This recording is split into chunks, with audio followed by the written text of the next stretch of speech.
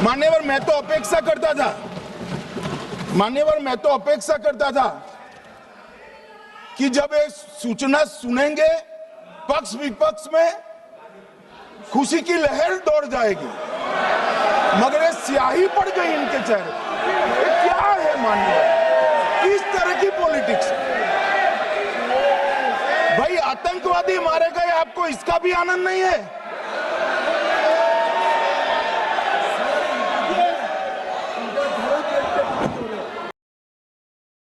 बहादुरी के साथ पाक स्थित आतंकवादी अड्डों को चूर चूर करने का काम किया।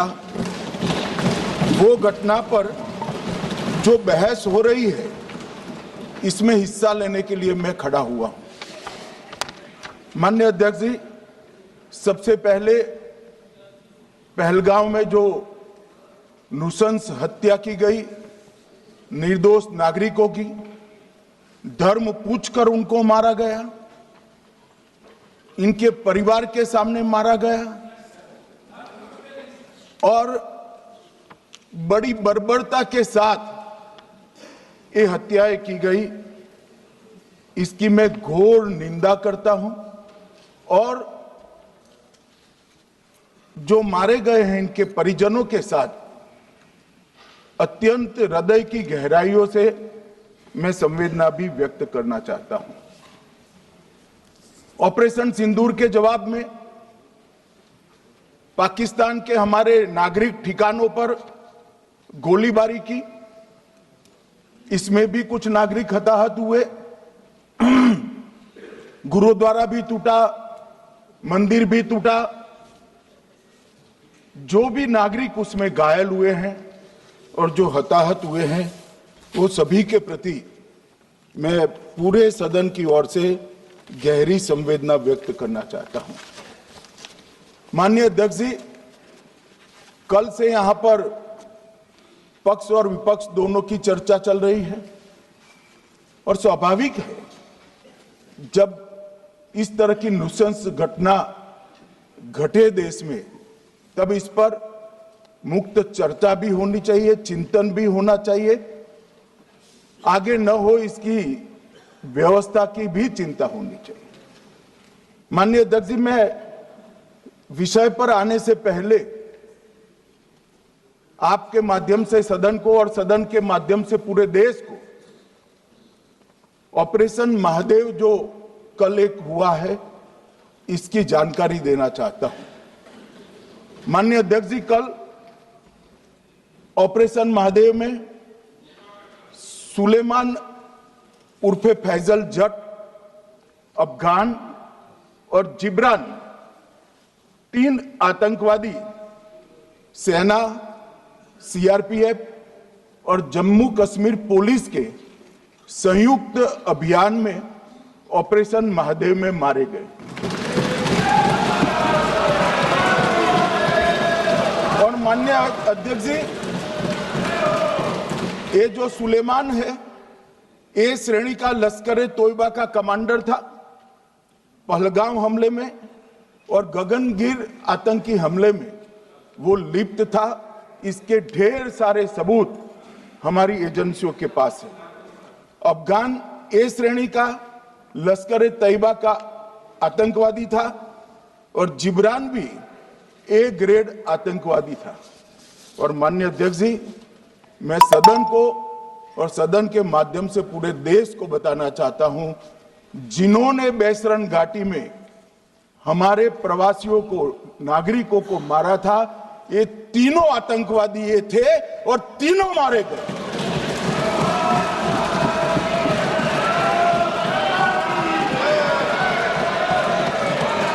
और मान्यवर,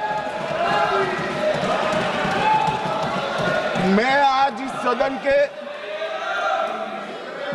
इस सदन के माध्यम से सेना के पैरा 4, सीआरपीएफ के सारे जवान जो अभियान में शामिल थे और जम्मू कश्मीर पुलिस के जो जवान थे, वो सभी को सदन और पूरे देश की ओर से बहुत बहुत साधुवाद देना चाहता हूं। माननीय अध्यक्ष जी, मैं इस ऑपरेशन महादेव के बारे में थोड़ा डिटेल में बताना चाहूंगा।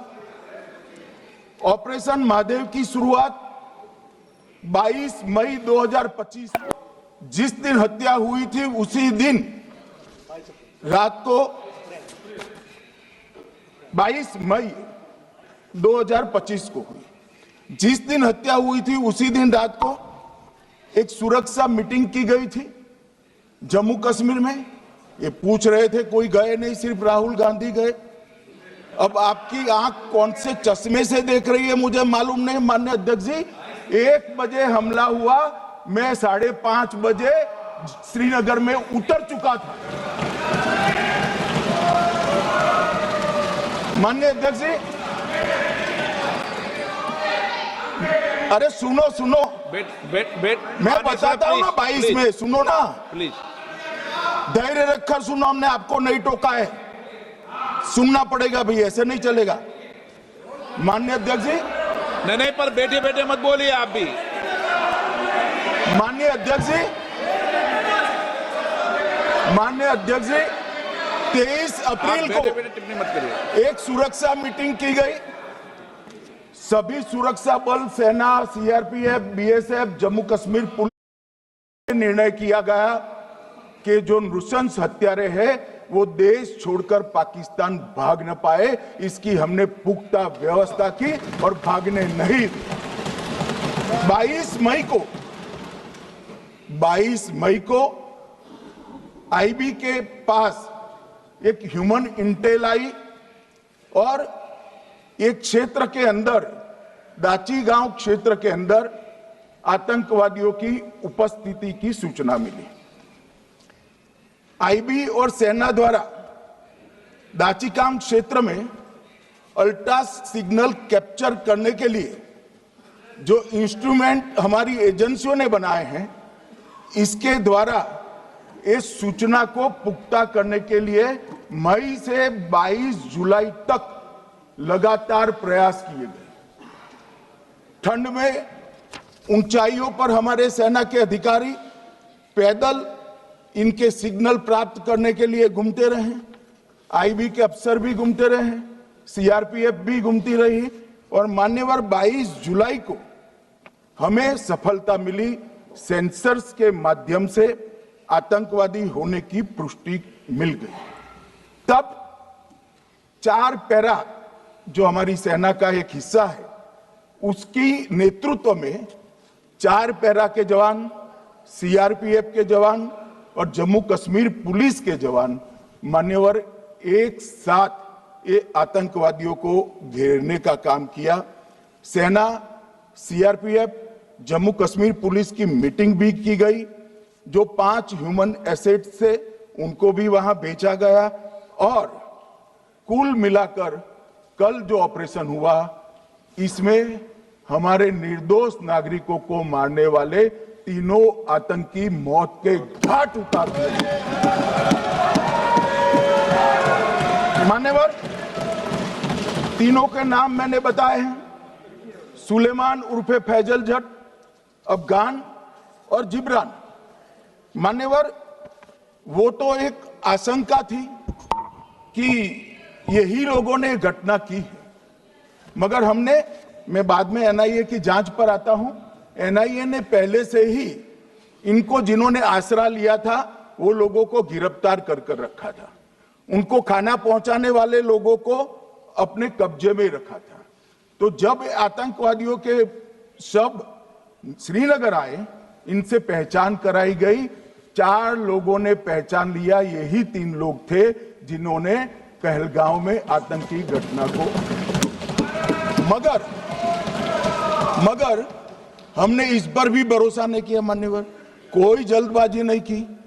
हमने जो आतंकी घटना स्थान से कारतूस मिले थे, वो कारतूस का एफएसएल रिपोर्ट पहले से करा कर रखा था और चंडीगढ़ सेंट्रल एफएसएल के अंदर बैलिस्टिक रिपोर्ट के आधार पर उनका रिपोर्ट तैयार था। जब ये कल आतंकवादी मारे गए, इनकी 3 राइफलें पकड़ी गई। एक M9 अमेरिकन राइफल थी और 2 AK-47 राइफल थी। जो कारतूस मिले थे वो भी M9 और AK-47 के भी थे, मगर हमने इससे भी संतोष नहीं माना। ये राइफलों को एक विशिष्ट विमान के द्वारा कल रात को 12 बजे चंडीगढ़ पहुंचा गया और पूरी रात फायरिंग कर कर इसके भी खाली खोखे जनरेट किए गए। 2 खोखों का मिलान किया गया, राइफल की नाली और निकले हुए खोखों का भी मिलान हो गया। तब ये तय हो गया कि इन्हीं 3 राइफलों से हमारे निर्दोष नागरिक मारे गए। और मान्यवर, आज मैं सदन को बताते हुए बहुत खुश हूं। मोदी जी ने ऑपरेशन सिंदूर कर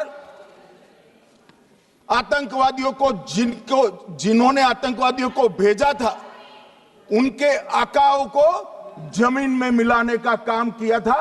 सेना और सीआरपीएफ ने वो आतंकवादियों को भी समाप्त कर दिया। और मान्यवर,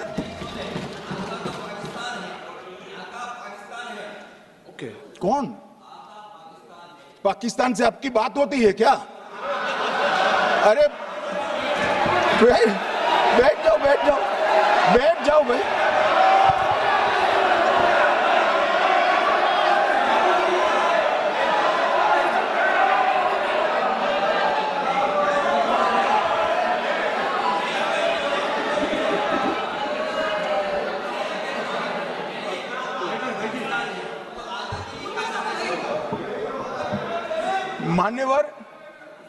मान्यवर, मैं बताता हूं कैसे इनके आका मारे गए, वो भी नाम के साथ बताता हूं, जगह के साथ बताता हूं, घंटे, मिनट और सेकंड के साथ बताता हूं।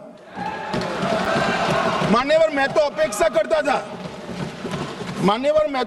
करता था कि जब एक सूचना सुनेंगे पक्ष विपक्ष में खुशी की लहर दौड़ जाएगी, मगर ये स्याही पड़ गई इनके चेहरे। ये क्या है मान्यवर? किस तरह की पॉलिटिक्स? भाई आतंकवादी मारे गए, आपको इसका भी आनंद नहीं है?